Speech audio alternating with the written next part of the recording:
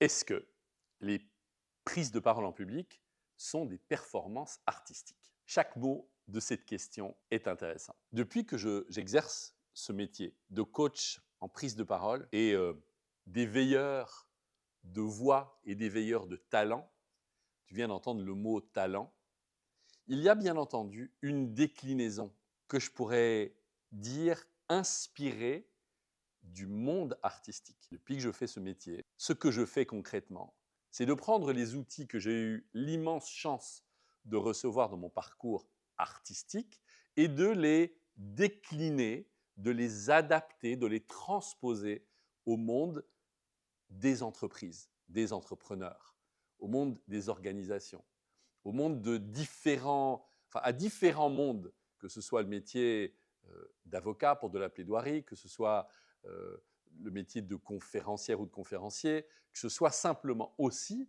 le fait, lorsque vous êtes au boulot et vous êtes en réunion, entouré de personnes, est-ce que là aussi, on peut parler de performance artistique?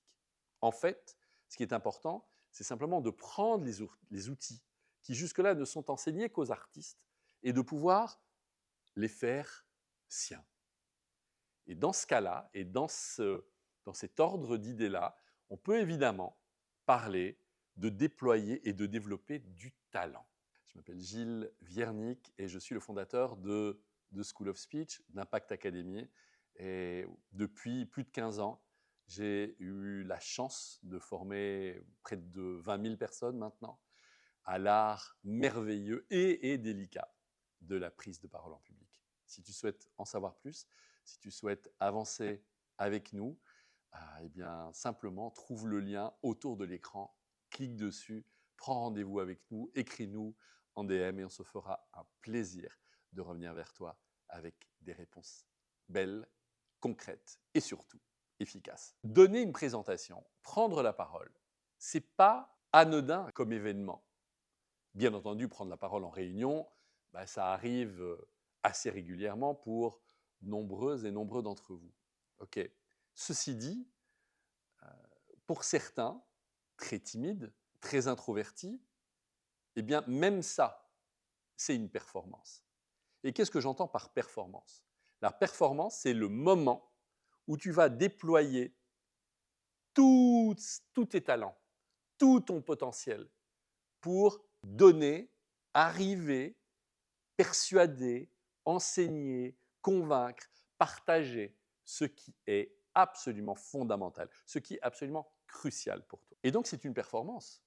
Quand tu vas donner une conférence, quand tu vas, mais même lors d'une réunion, c'est ta prise de parole face à l'ensemble des responsables de l'entreprise, face au codir, face au codev, et que tu es appelé et qu'on te demande de venir donner ton rapport annuel face à des personnes qui ont de l'influence, qui ont de l'importance, qui ont un enjeu sur ta carrière, eh bien, évidemment, ce n'est pas quelque chose de naturel, ce n'est pas quelque chose d'habituel.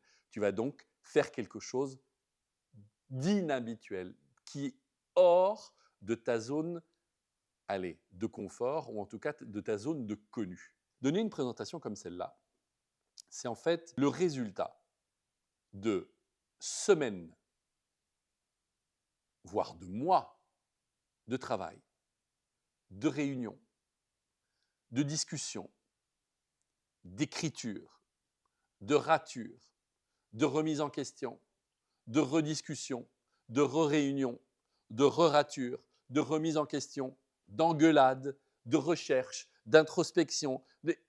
Et au bout de tout ça, après avoir développé, creusé, cherché, créé, euh, élagué, retranscrit, synthétisé et fait tout ce processus, tu arrives au moment où tu vas délivrer ton message. Eh bien, tu ne fais pas ça comme tu vas au travail tous les jours.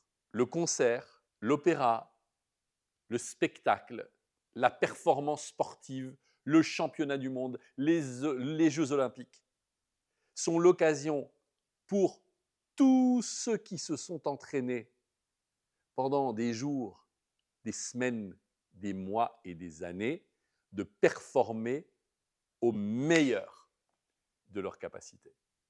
Eh bien, prendre la parole dans un moment qui est crucial, qui est important, qui est différent de ce dont tu as l'habitude, c'est le résultat de tout ça. On parle donc de performance. Je pense qu'on ne peut pas passer au-delà de cette notion.